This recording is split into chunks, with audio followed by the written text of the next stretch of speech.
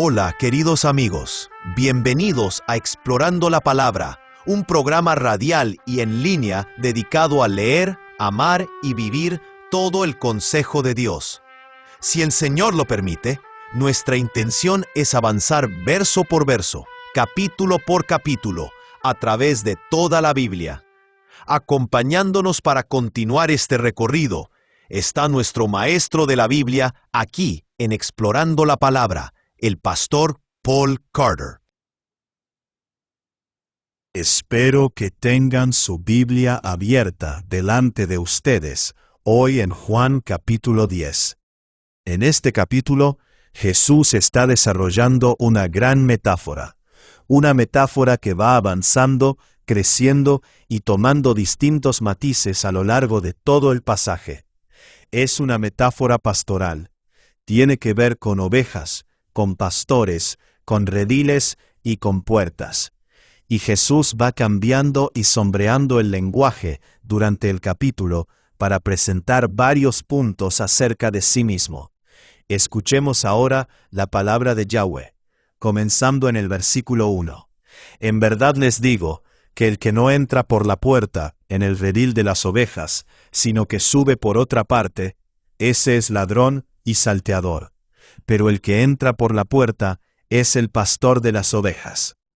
Esta metáfora extendida se apoya en imágenes y circunstancias que habrían sido muy familiares para los oyentes judíos del primer siglo. En muchas aldeas, varias familias guardaban sus rebaños juntos en un corral compartido, y contrataban a un vigilante para que estuviera en la puerta. Solamente las personas autorizadas, los miembros de las familias que cuidaban de las ovejas, podían entrar y salir. Si alguien intenta saltar la cerca, por decirlo así, claramente no viene con buenas intenciones. Jesús está diciendo que Él es el que ha venido de la manera correcta. Los ladrones y salteadores son líderes falsos y pastores falsos que están más interesados en esquilar a las ovejas que en proteger y alimentar al rebaño. El trasfondo del Antiguo Testamento para esta enseñanza es, por supuesto, Ezequiel capítulo 34. En Ezequiel capítulo 34, Dios reprende a los malos pastores de Israel. Él dice: Hijo de hombre, profetiza contra los pastores de Israel. Profetiza y di a los pastores: así dice el Señor Dios. Ay de los pastores de Israel que se apacientan a sí mismos. No deben los pastores apacentar el rebaño. Comen la grasa, se han vestido con la lana, degüellan la oveja engordada, pero no apacientan el rebaño. Ustedes no han fortalecido a las débiles, no han curado a la enferma, no han vendado a la herida, no han hecho volver a la descarriada, no han buscado a la perdida, sino que las han dominado con dureza y con severidad. Así que Dios declara que el liderazgo en Israel está completamente corrompido. Ha fracasado. Se ha alimentado de las ovejas en vez de alimentar a las ovejas, y necesita ser reemplazado. Luego, en Ezequiel capítulo 34, versículos 15 y 16, Dios dice: Yo apacentaré mis ovejas y las llevaré a reposar, declara el Señor Dios. Buscaré la perdida, haré volver la descarriada, vendaré la herida y fortaleceré la enferma, pero destruiré la engordada y la fuerte. Las apacentaré con justicia. Así que Dios promete que Él mismo asumirá personalmente el liderazgo del rebaño. Él las alimentará, las guiará, las protegerá y las fortalecerá. Pero después, más adelante en el capítulo, dice algo muy extraño. Dice, y este es el versículo 23, entonces pondré sobre ellas un solo pastor que las apacentará, mi siervo David. Él las apacentará y será su pastor. Y uno piensa, bueno, ¿en qué quedamos? ¿Dios pastoreará al pueblo o David pastoreará al pueblo? Ahora bien, por supuesto, para este punto del Antiguo Testamento, David ya estaba muerto y sepultado. Esto ocurre muchos años después de David. Así que ciertamente debemos entender esto como una referencia a un hijo de David, un rey de la línea davídica. alguien particularmente semejante a David, y alguien que de alguna manera también es Dios. ¿Cierto? Dios mismo pastoreando al pueblo como hijo de David.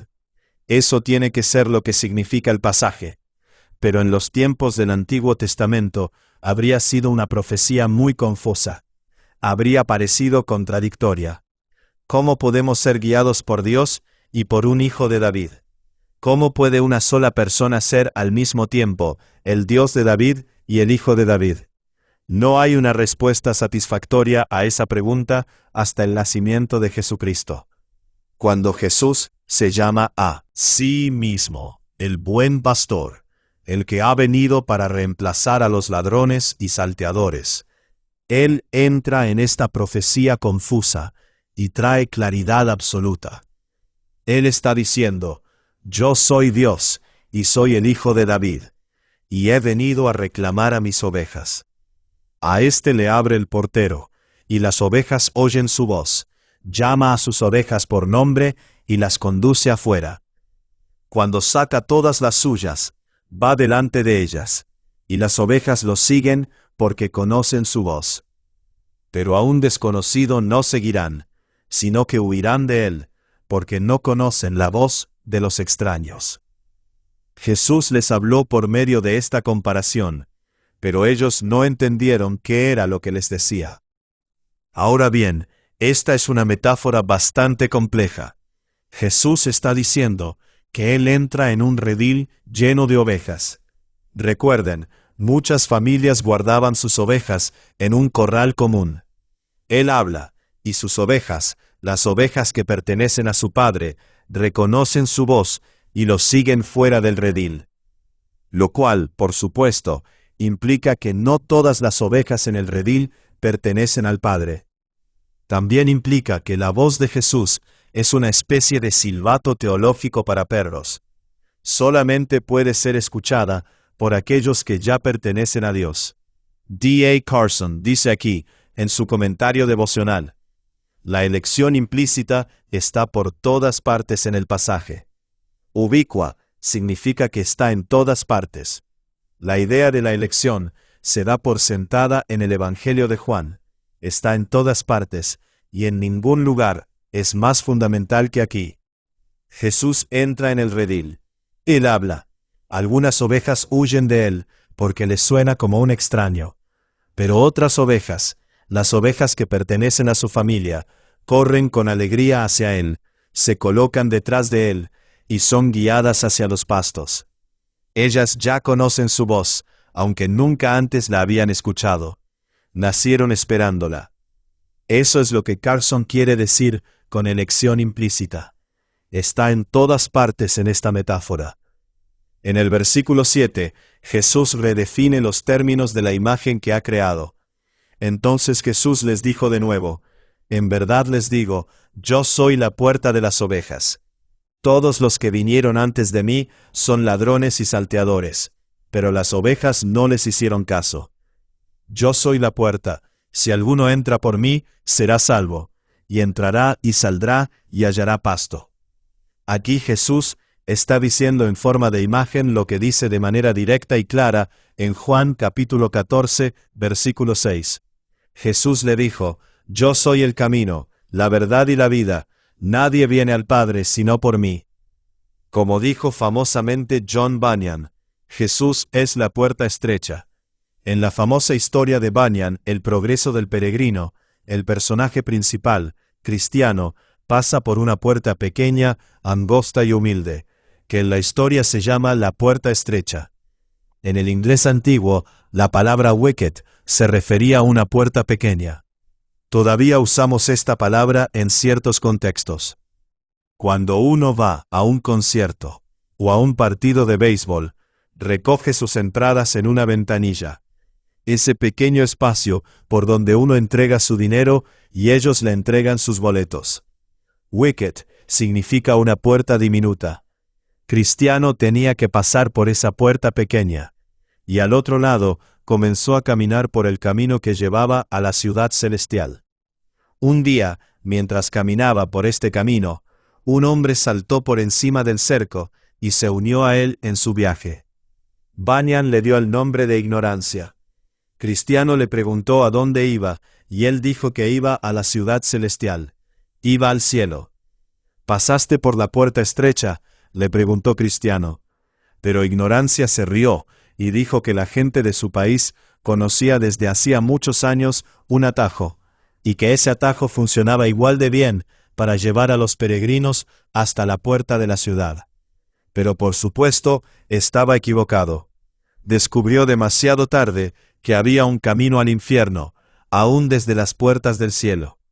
Descubrió que no podía evitar la puerta estrecha. Si no pasas por la puerta, si no tratas con Jesucristo, entonces no puedes entrar en el cielo. Eso es lo que dijo Bunyan. Importante todavía. Eso es lo que Jesús está diciendo aquí. En el versículo 10, la metáfora continúa. El ladrón solo viene para robar, matar y destruir. Yo he venido para que tengan vida, y para que la tengan en abundancia. Yo soy el buen pastor. El buen pastor da su vida por las ovejas. Pero el que es un asalariado, y no un pastor, que no es el dueño de las ovejas, ve venir al lobo, abandona las ovejas y huye. Entonces el lobo las arrebata y las dispersa. El asalariado huye porque solo trabaja por el pago, y no le importan las ovejas. Yo soy el buen pastor, y conozco mis ovejas, y ellas me conocen. Al igual que el Padre me conoce, y yo conozco al Padre, y doy mi vida por las ovejas. Tengo otras ovejas que no son de este redil. A esas también yo debo traerlas. Y oirán mi voz, y serán un rebaño con un solo pastor. Ahora queremos notar dos cosas aquí. Primero, noten que Jesús dice que Él pone su vida por las ovejas. Esa es una afirmación extraordinaria. Un buen pastor podría arriesgar su vida por las ovejas, pero ¿qué clase de pastor pone su vida por las ovejas? Ningún pastor humano haría eso. Una vida humana vale muchísimo más que la vida de una oveja. Así que Jesús espera que esto nos llame la atención. Jesús está diciendo que sus ovejas tienen un valor extraordinario. Y como buen pastor, Él hará más que arriesgar su vida por ellas. Él tiene la intención de morir por ellas. Ahora, la otra cosa extraordinaria aquí es que se nos dice que Jesús tiene otras ovejas que no son de este redil particular. Aquí se está refiriendo a los gentiles. Jesús ministró exclusivamente en Israel durante su vida, pero entendía que su rebaño era mucho más amplio que una sola nación.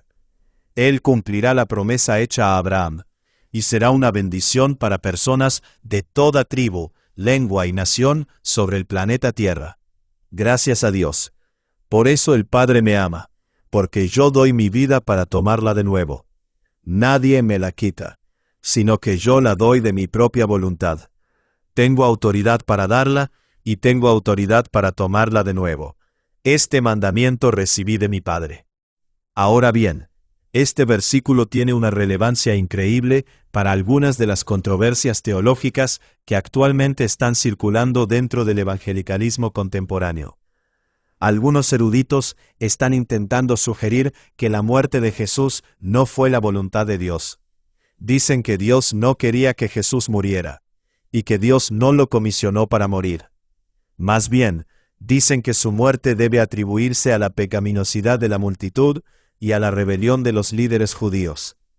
Pero para decir lo obvio, eso no es lo que dice la Escritura, ni en el Antiguo Testamento, ni en el Nuevo. En Isaías capítulo 53, versículo 10, leemos: «Pero quiso el Señor quebrantarlo, sometiéndolo a padecimiento. Cuando Él se entregue a sí mismo como ofrenda de expiación, verá a su descendencia, prolongará sus días, y la voluntad del Señor en su mano prosperará». Y aquí en Juan capítulo 10 leemos que poner su vida fue un mandamiento que Él recibió de su Padre. Conning Cruz dice útilmente aquí: Él tenía la autoridad para poner su vida y volverla a tomar, porque eso era lo que su Padre le había mandado hacer. Volvió a surgir una división entre los judíos por estas palabras. Y muchos de ellos decían: tiene un demonio y está loco, ¿por qué le hacen caso?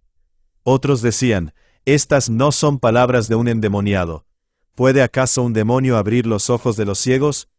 Aquí vemos que mientras más habla Jesús, y mientras más revela acerca de su identidad y de su misión, más dividida está la gente.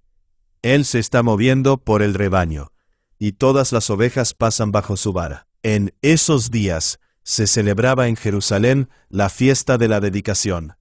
Era invierno, y Jesús andaba por el templo, en el pórtico de Salomón. Entonces los judíos lo rodearon y le decían: ¿Hasta cuándo nos vas a tener en suspenso? Si tú eres el Cristo, dínoslo claramente.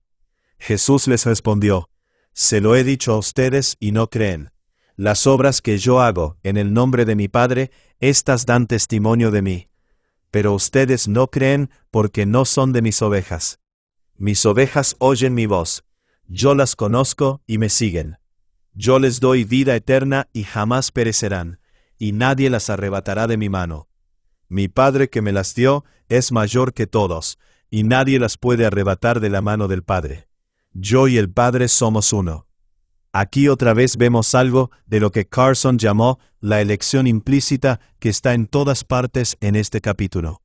Jesús está diciendo que la manera en que respondes a su palabra revela la verdad acerca de quién eres.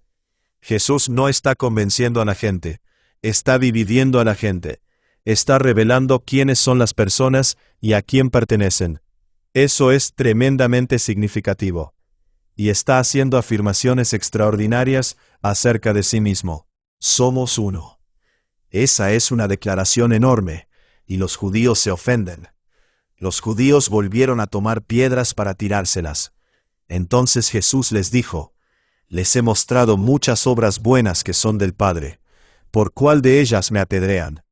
Los judíos le contestaron: No te apedreamos por ninguna obra buena, sino por blasfemia, y porque tú, siendo hombre, te haces Dios. Jesús les respondió: ¿No está escrito en su ley? Yo dije, son dioses. Si a aquellos a quienes vino la palabra de Dios, los llamó dioses, y la Escritura no se puede violar, a quien el Padre santificó y envió al mundo, ustedes dicen, blasfemas, porque dije, yo soy el Hijo de Dios. Si no hago las obras de mi Padre, no me crean, pero si las hago, aunque a mí no me crean, creen a las obras, para que sepan y entiendan que el Padre está en mí y yo en el Padre. Por eso procuraban otra vez prender a Jesús, pero él se les escapó de entre las manos. Este pasaje nos da una perspectiva interesante sobre la manera en que Jesús usaba la palabra de Dios. Jesús parece estar operando bajo la suposición de que si tienes un versículo y lo estás interpretando correctamente, entonces ganas el argumento. ¿Cierto? Los judíos están diciendo: la Biblia enseña que hay un solo Dios. Tú dices que eres Dios, por lo tanto debes estar blasfemando. A primera vista, ese es un argumento razonable, a menos, por supuesto, que Jesús sea Dios.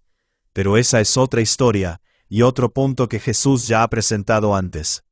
Aquí él quiere demostrar un punto acerca de la Escritura. Así que dice que la Biblia se refiere a otras personas como dioses, según Salmo capítulo 82, versículo 6. Por lo tanto, Jesús dice que el asunto no es: uso la palabra Dios para referirme a mí mismo, sino, la estoy usando legítimamente. Y por legítimamente quiero decir, bíblicamente. Esa es la pregunta. D.A. Carson dice aquí en su comentario Pilar sobre Juan: tal como Jesús usa el texto, la línea general de su argumento es clara. Esta escritura prueba que la palabra Dios se usa legítimamente para referirse a otros aparte de Dios mismo. Si hay otros a quienes Dios, el autor de la Escritura, puede llamar dioses e hijos del Altísimo, es decir, hijos de Dios, ¿sobre qué base bíblica debería alguien objetar cuando Jesús dice, yo soy el Hijo de Dios? Jesús está diciendo, ustedes no han entendido toda la Biblia sobre este asunto. Yo sí, por lo tanto, yo gano. Esa es una ventana interesante a la manera en que Jesús entiende el uso y la autoridad de la palabra de Dios. Se fue de nuevo al otro lado del Jordán, al lugar donde primero había estado bautizando Juan, y se quedó allí. Muchos vinieron a él y decían, aunque Juan no hizo ninguna señal, sin embargo, todo lo que Juan dijo de éste era verdad, y muchos creyeron allí en Jesús. Aquí vemos que sucede exactamente lo que Jesús había dicho que sucedería. Él vendría por el camino prescrito por la Santa Escritura. Él hablaría y su pueblo escucharía. Reconocerían su voz. Entrarían por medio de Jesús y saldrían del redil del judaísmo y hallarían pasto. Gracias a Dios. Y gracias por escuchar otro episodio de Explorando la Palabra. Gracias por acompañarnos en este episodio de Explorando la Palabra. Si este estudio ha sido de bendición para ti, considera compartirlo con otros para que más personas puedan profundizar en las Escrituras. Recuerda que el propósito de estudiar la Biblia no es solamente adquirir conocimiento, sino conocer más profundamente a Cristo y vivir de acuerdo con la verdad de su palabra. Nos vemos en el próximo episodio, mientras continuamos explorando la palabra de Dios juntos.